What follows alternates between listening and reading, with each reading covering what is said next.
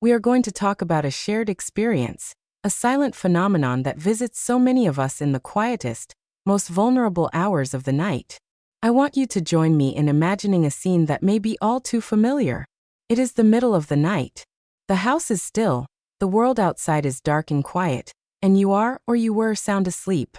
And then, for what feels like no reason at all, it happens. Your eyes snap open. There was no loud noise, no sudden disturbance. You just find yourself suddenly, inexplicably, and completely awake. You roll over and glance at the clock. The glowing numbers might read 3 o'clock in the morning, or perhaps for you it is 2:30 or 4:15. The specific time is less important than the feeling that comes with it. The feeling of profound loneliness in the stillness. The sudden awareness that you are awake while everyone else is resting. And then almost immediately the mind, which was quiet just a moment ago, starts its engine. The thoughts begin to spin. It could be a worry about an upcoming doctor's appointment, or a replaying of a conversation from yesterday, or a sudden, nagging feeling of anxiety about nothing in particular. Your heart might start to beat just a little bit faster. A subtle hum of alertness spreads through your body. You know you need to sleep. You know you will be tired tomorrow, and so you begin the struggle. You try to force your mind to be quiet. You try to find a comfortable position. You try to will yourself back to sleep. But as you know, sleep is a gentle visitor that cannot be forced. The more you struggle, the more awake you become. It is a deeply frustrating cycle that can steal not only our precious rest, but our energy, our mood, and our sense of well-being for the entire day that follows. If this experience resonates with you, the very first and most important thing I want you to absorb is this. You are not alone, and you are not broken. This is not a personal failing or a sign that your ability to sleep has been lost forever. In the vast majority of cases, this middle-of-the-night awakening is not a random event. It is a biological signal, a predictable message that your body is sending you. The secret to reclaiming your peaceful nights lies not in wrestling with this experience, but in understanding its root cause. Today we are going to act as sleep detectives. We are going to shine a bright light on the number one mistake, a single seemingly harmless habit that almost everyone over the age of 60 is doing, with the very best of intentions, that virtually guarantees you will wake up at 3 in the morning. And then most importantly, we will reveal the simple, elegant, and incredibly effective fix that can help you to finally sleep all night. Before we embark on this journey of discovery, it is absolutely essential that I state this with the utmost sincerity and clarity. This conversation is for educational and informational purposes only. It is designed to empower you with knowledge and to help you understand your body more deeply. It is not a substitute for professional medical advice. If you are experiencing persistent sleep problems, it is crucial that you have a conversation with your doctor. They can help rule out any underlying medical conditions, such as sleep apnea or prostate issues, and can provide guidance that is tailored to your unique health needs. They are your most valuable and trusted partner in your well-being. So let us begin this empowering exploration and learn the simple secret to silencing that 3 o'clock alarm clock for good. So what is this number one mistake? What is this seemingly innocent habit that is so profoundly sabotaging our sleep? It is not something complicated or obscure. In fact, it is something that many of us do because we believe it is a healthy and responsible thing to do. The number one mistake that guarantees waking up in the middle of the night is this: drinking a large glass of liquid right before you go to bed. I can feel the surprise, and perhaps even the skepticism. A glass of water? A cup of chamomile tea? But we've been told our whole lives to stay hydrated.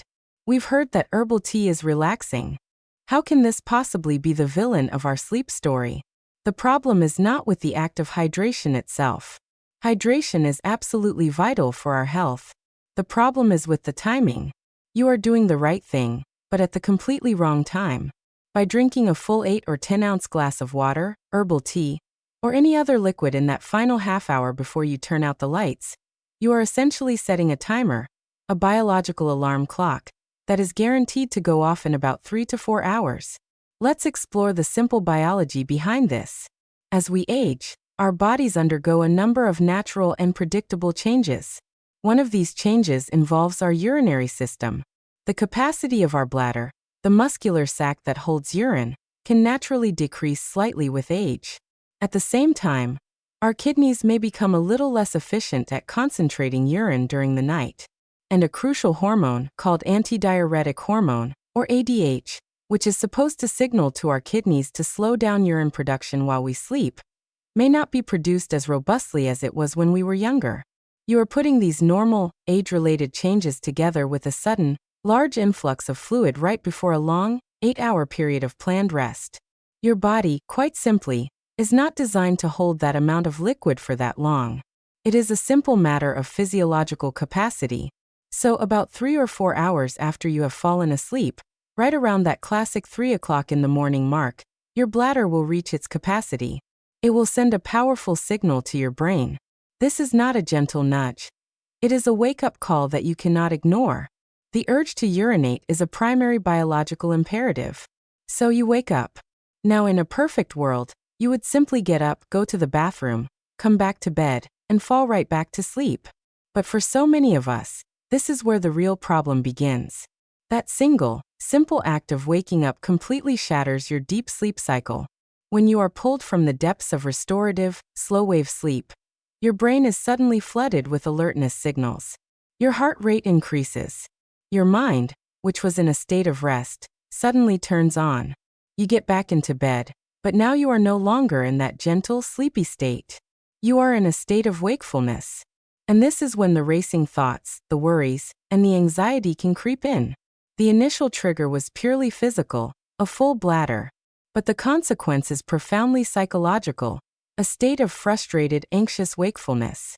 The simple mistake of that glass of water has opened the door for the entire frustrating cycle to begin.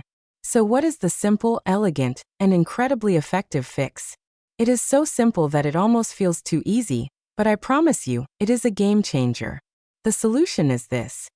Have your last full glass of liquid 2 to 3 hours before you plan to go to sleep. I want you to create a liquid curfew for yourself. Let's say you typically go to bed at 10 o'clock at night. Your new rule is that your last significant drink of the day will be at 7 or 8 o'clock in the evening. This is not about depriving yourself of hydration. In fact, you should focus on being beautifully hydrated all day long, from the moment you wake up until your liquid curfew. But this simple 2 to 3 hour buffer zone gives your body the time it needs to process that fluid. It gives your kidneys the time to do their job, and for you to empty your bladder 1 or 2 times before you get into bed for your long, restorative rest. Now, I know the question that will immediately come to mind. But what if I need to take medication at bedtime? What if I get thirsty? This is a very important and practical question. This rule is not about being rigid to the point of discomfort. If you need to take pills, do so with the smallest sip of water possible, just enough to get the pills down comfortably. We are talking about a few tablespoons of water, not a full 8-ounce glass. If you wake up in the middle of the night, and your mouth is truly dry and you feel thirsty, of course, have a small sip of water. Keep a small glass by your bedside for this very purpose. The goal here is to avoid the large, preemptive hydration load, right before sleep. It is about shifting your hydration habits to earlier in the day and evening, so that you are not asking your body to do an impossible task during the night. This single, simple change of timing, this creation of a liquid curfew, is the most powerful and direct action you can take to prevent that initial sleep-shattering wake-up call. And now, as I promised, I want to offer you one more powerful, bonus tip. This is a beautiful habit that you can add to your morning routine that will help to make your sleep at night even deeper and more robust. This tip is about working with, and not against, your body's natural master clock, your circadian rhythm. The bonus tip is this. Get at least 10 minutes of direct, natural sunlight in your eyes within the first hour of waking up. Here is the beautiful science behind this. Our sleep-wake cycle is governed by a master clock located deep within our brain. The single most powerful signal that sets this clock every single day is the exposure of our eyes to the bright, full-spectrum light of the morning sun. When you go outside in the morning, even on a cloudy day, and allow natural light to enter your eyes, without looking directly at the sun, of course, it sends a powerful good morning signal to your brain. This signal does 2 critical things for your sleep. First, it triggers the healthy release of the hormone cortisol.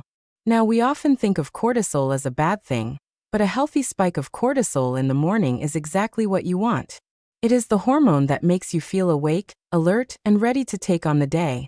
Second, and this is the magic part, by sending this strong daytime signal, you are effectively starting a countdown timer in your brain. This powerful morning light signal helps your brain to time the release of your sleep hormone, melatonin, much more accurately about 14 to 16 hours later, right when you want to be feeling sleepy in the evening.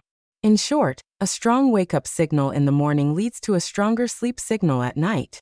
It makes your entire sleep-wake cycle more robust and more resilient. This simple habit can be easily woven into your morning. You could enjoy your morning cup of coffee or tea while sitting on your porch or by a sunny window, though being outside is always more effective, as glass filters some of the beneficial light.